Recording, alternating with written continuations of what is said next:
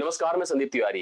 यह DISO है और DISO प्रत्येक शाम को आप यूपी ट्रिपल पेड एग्जाम 2025 के लिए पढ़ रहे हैं, जहां पर जितने भी अलग अलग एग्जाम हुए उन सभी की DI कवर कराई जा रही है। अगली परीक्षा होने तक आप कह सकते हैं हम लोग प्रत्येक शिफ्ट की प्रत्येक DI अलग अलग एग्जामों की जो जरूरत की है ऐसे करने लगे तो संभव नहीं है कि पूरा खत्म हो पाएगा, लेकिन जितना हमें लगेगा कि रिलेवेंट है, इंपॉर्टेंट है, इससे आप एकदम कॉन्फिडेंस में जा सकते हैं, आपके लिए उपयोगी है, मैं उन सभी को कराऊंगा।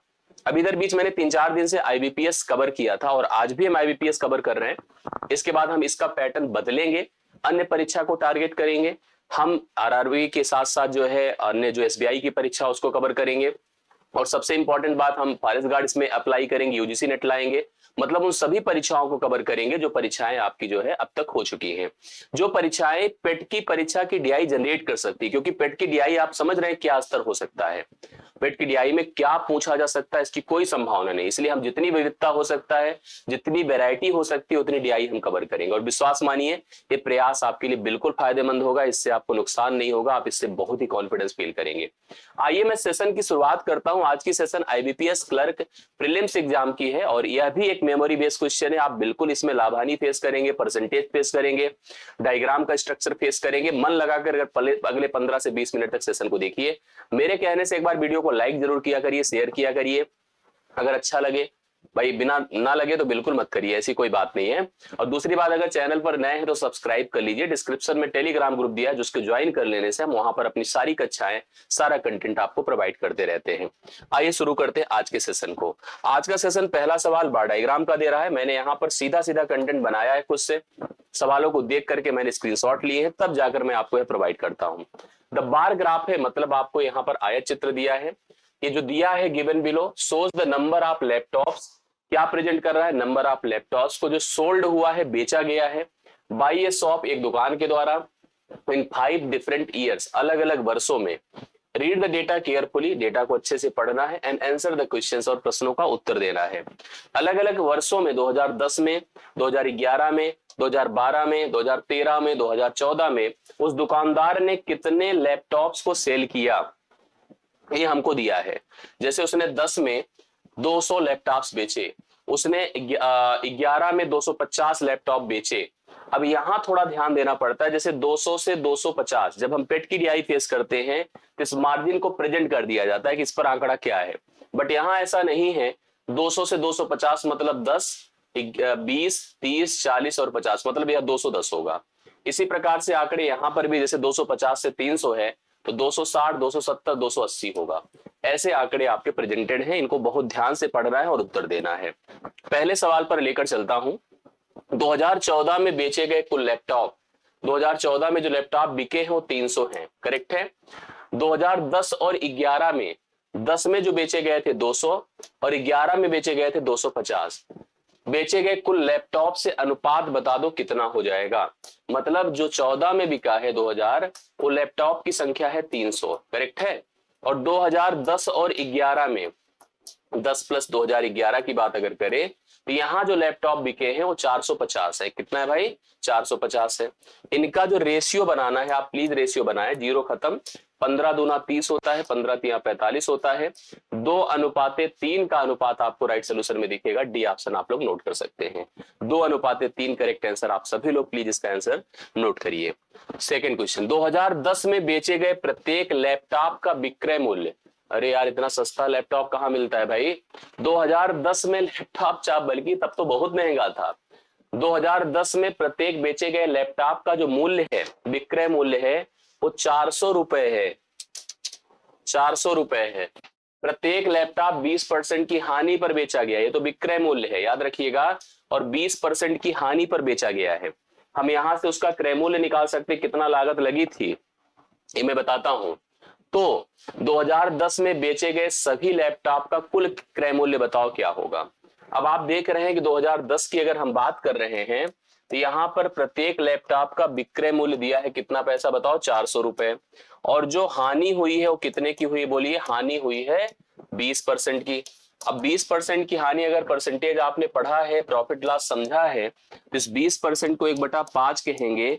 5 अगर CP होगा तो 1 की हानि होगी, और 5 में 1 घट करके 4 इसका क्रय मूल्य, विक्रय मूल्य हो जाएगा।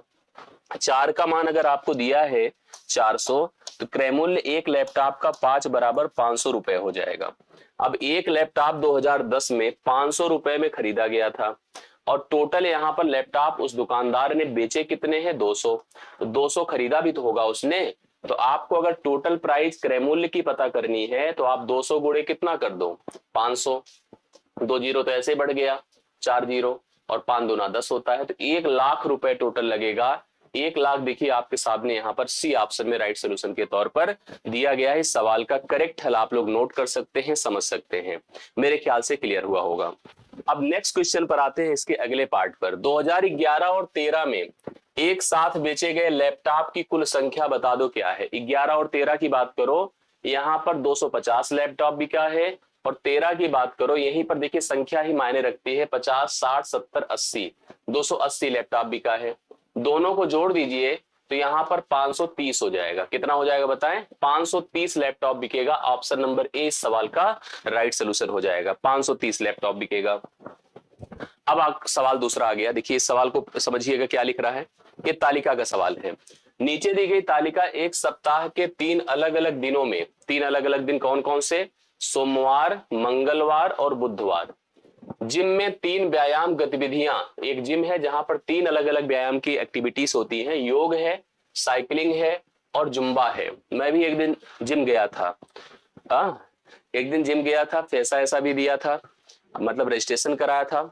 उसके बाद मैं प्रतिदिन जाता हूँ लेकिन उसके सामने से निकल जाता हूँ, ठीक है। तो मेरे जिम का मतलब बहुत मेरे अंदर एग्रेशन था कि जिम जाऊं, थोड़ा शरीर स्वस्थ सही करूं, मतलब जो है स्वस्थ रहूं, ऐसा मतलब मैंने सोचा। लेकिन आपको 7 बजे से रात के 9 बजे तक मुझे पढ़ाना होता है, तो मेरे बस का हो नहीं पाया। मैं रजिस्ट्रेशन कराया, 2-3 दिन 4 दिन गया भी, थोड़ा सा शरीर भी दर्द हुआ। इसके बाद फिर वहीं से निकलता हूँ, बगल से ऐसे गाड़ी निकालता हूँ, सामने देखता हूँ बोर्ड है, नमस्ते करके निकल जाता हूँ। यही होता है मेरे साथ, ठीक है। 3 अलग अलग गतिविधियां हैं, योग है, साइकिलिंग है और जुम्बा है, में भाग लेने वाले लोगों की संख्या को दर्शाती है। तालिका का ध्यानपूर्वक अध्ययन करें और नीचे दिए गए प्रश्नों का उत्तर दें। जैसे यहाँ 2 तरह से रिकॉर्ड पढ़ा जाएगा। जैसे हम आपसे कहेंगे योग में भाग लेने वाले लोग प्रत्येक दिन इतने हैं, ठीक है। या मैं कहूं कि सोमवार या कोई भी दिन उठा लो, मान लो बुधवार को प्रत्येक गतिविधियों में शामिल होने वाले लोग। 2 तरह से आंकड़े पढ़े जाते हैं, या तो कॉलम वाइज पढ़े जाते हैं या तो रो वाइज पढ़े जाते हैं। सवाल पढ़िए, देखिए क्या कहता है। सवाल कहता है रविवार। अब सोचो रविवार कहीं है नहीं, ये सवाल बहुत बनता है इसमें। जिस आंकड़े को टेबल में नहीं दिया है उसको संबंधित करके आपको बताना पड़ता है। रविवार को योग में भाग लेने वाले लोगों की कुल संख्या, योग में, सोमवार को योग, मंडे को योग, ये देखिए, और साइकिलिंग भी ले लीजिए, में एक साथ भाग लेने वाले लोगों से कुल 52% कम है। तो रविवार को योग में भाग लेने वाले, पहले तो आप इनको जोड़ो कितना है भाई। यहां पर अगर हम सोमवार को देख रहे हैं कि योग और साइकिलिंग में कितने लोग हैं, 9 1 10 है, 8 से 14 1 15 है, और 2 1 3 1 4, 3 2 5 1 6 है, 650 है।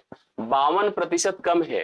अब 52% अगर कम है तो 100 में से 52 निकाल दे, 48 आएगा। मैं लिखूंगा 48/100।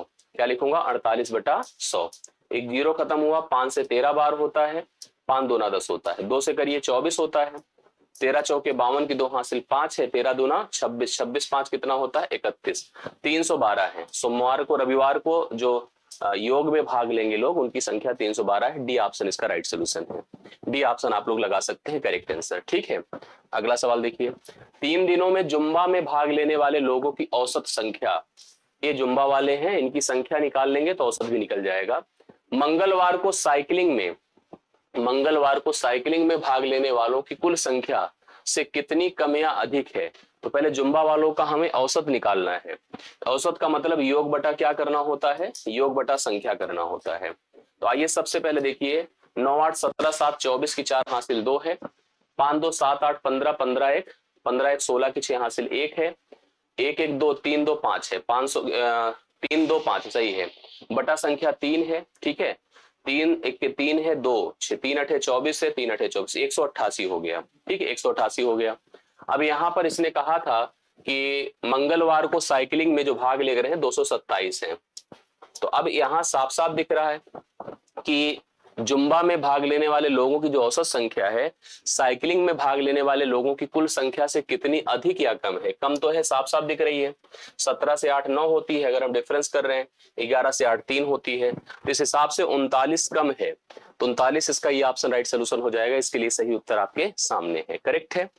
अगला क्वेश्चन देखिए, बुधवार को योग में भाग लेने वाले लोगों की संख्या में से, बुधवार को योग में भाग लेने वाले लोगों की संख्या में से पुरुष और महिला का जो रेशियो है वो आपका 3:2 है, करेक्ट है। यदि बुधवार को साइकिलिंग में भाग लेने वाली महिलाएं, बुधवार को साइकिलिंग में भाग लेने वाली जो महिलाएं हैं, इसमें फीमेल की बात कर रहे हैं, फीमेल की, उसी दिन योग में भाग लेने वाली महिलाओं की संख्या से 35 कम है, तो बुधवार को साइकिलिंग में भाग लेने वाले पुरुषों की संख्या पूछ रहा है, ये सवाल है। देखिए ऐसे बनता है सवाल, थोड़ा इधर उधर करके कंफ्यूज कर। पहले तो आपको ये बताना होगा कि जैसे योग में भाग लेने वाले लोगों की कुल संख्या में पुरुष महिला 3:2 के अनुपात में थे, तो सबसे पहले यहाँ पुरुष और महिला की संख्या निकाल लो, अनुपाती पदों को जोड़ दो, 3:2 5 हो जाएगा, दिख रहा है आपको। 5 बराबर 245 कर देते हैं, 1 बराबर 5 चौके 20, 5 9 45 कर देते हैं, 49 कर दिया। महिलाओं की बात करिए, 49 दोनों 98 हो जाए, क्योंकि 2 बराबर क्या होगा 98 हो गया। ये 98 महिलाएं यहाँ थी योग में, किस दिन थी बताइए, बुधवार को थी। यदि बुधवार को साइकिलिंग में भाग लेने वाली महिलाएं, तो आपने देखा कि यहाँ पर जो है योग में भाग लेने वाली महिलाएं कुल 98 हैं, करेक्ट है। अब सवाल जैसे कहा है उसी प्रकार से कनेक्ट करिए, क्योंकि इसने हमसे बुधवार को साइकिलिंग में भाग लेने वाली महिलाओं की बात करी है। भाग लेने वाली महिलाओं की संख्या उस दिन योग में भाग लेने वाली महिलाओं से 35 कम थी। अगर यहाँ फीमेल की बात करिए, देखिए फीमेल इसको रखते हैं, इसको बाद में मेल कर देते हैं, ठीक है। फीमेल की बात करें, इसमें से 35 घटा दें, 35 घटाइए, 8 से 5 3 होता है, 9 से 3 6, 63 महिलाएं काम करती हैं। अब पुरुष कितने काम करेंगे, क्योंकि टोटल 167 थे ही, उसमें से 63 घटा दे, 4 होता है 0, 104 यहाँ पर टोटल इसका राइट सोल्यूशन आएगा, जो पहले ऑप्शन में आपको दिया गया है। तो पहला ऑप्शन यहाँ पर बुधवार को साइकिलिंग में भाग लेने वाले पुरुषों की संख्या प्राप्त हो जाएगी, राइट सोल्यूशन आपका बनता है। अगला क्वेश्चन देखिए क्या कहता है। अगला क्वेश्चन कहता है कि मंगलवार को जुम्बा में भाग लेने वाले लोगों की कुल संख्या 189 है, करेक्ट है, 189 है। और मंगलवार और बुधवार को एक साथ योग में भाग लेने वाले, मंगलवार और बुधवार को एक साथ योग में भाग लेने वाले 9 5 14 है, ठीक है। इनको टारगेट कर रहे हैं हम लोग, योग की बात कर रहे हैं, बुधवार मंगलवार और बुधवार लेना है ना, सॉरी मंगलवार और बुधवार लेना है, योग में भाग लेने वाले संख्या ये देखिए ये दोनों है, 8 5 13 है, 7 4 11 1 12 है, 2 1 3 1 4 है, 423 है। मंगलवार को जुम्बा में भाग लेने वाले लोगों की संख्या लिख दिया मैंने। मंगलवार और बुधवार को एक साथ योग में भाग लेने वाले लोगों की कुल संख्या का अनुपात ज्ञात करो। 189 है, पहले उसको रखिए, फिर 423 है। अब इसको देखिए कैसे क्या रेशियो बनेगा, जो आप समझ पा रहे होंगे। 8 9 भाई ऐसे देखिए, 4 9 से दोनों कट रहा है, 9 2 18, 9 1 9, 9 चौके 36, 9 7 63, 21:47 बन रहा है। 21:47 देखिए आपको डी ऑप्शन में दिख रहा है, इस सवाल के लिए करेक्ट आंसर आपका बन जाएगा, करेक्ट है। आगे देखता हूं, बुधवार को जुम्बा में भाग लेने वाले लोगों, बुधवार कहाँ है, ये है, जुम्बा कितना है 218। सोमवार को योग में भाग लेने वाले लोगों के बीच अंतर ज्ञात करें। सोमवार को योग में भाग लेने वाले 289 है, सीधा सीधा अंतर करिए, 9 से 8 1 होता है, 8 से 1 7 होता है, 71 का अंतर है, जो कि ऑप्शन नंबर किस में दिया है, डी में दिया है। डी ऑप्शन इसका करेक्ट आंसर आप लोग लिख सकते हैं, ठीक है। भाई ये कंप्लीट हो गया और ये फाइनल हो गया है, मेरे ख्याल से आपको चीजें समझ में आ गई होंगी। तो फाइनली हम लोगों ने इसको डन किया और यह सेशन आपका कुल मिला के वही एक अप्रोच, वही एक हमारा इनिशिएटिव है, जिसमें आपको प्रीवियस ईयर में अलग अलग परीक्षाओं का कवर करा रहा हूं। सेशन आपके काम का है, सेशन कभी आसान, कभी इजी, कभी टफ रहेगा। जरूरत के हिसाब से हम इसको तो बना नहीं रहे, तो परीक्षा ने बना के दिया, तो मैं इस पर बहुत नहीं ऐसा है कि मैं आपको अपने से क्रिएट करके दे रहा हूं। अब जैसे जो सवाल आया उसी को मैं करवा रहा था, ठीक है। बाकी अब अगला सेशन किसी अन्य परीक्षा को टारगेट करते होगा, लेकिन तब तक होगा जब तक आपका एग्जाम नहीं हो जाएगा। इसलिए हम लोग यहाँ पर एक बढ़िया इनिशिएटिव लिए हैं और इसको हम लोग डन करेंगे टिल द एग्जामिनेशन। तो अभी के लिए मेरी तरफ से इतना ही, बहुत बहुत धन्यवाद। मिलता होगी क्लास में, अच्छा लगा वीडियो को लाइक और शेयर जरूर कीजिएगा। थैंक यू सो मच, सभी को धन्यवाद।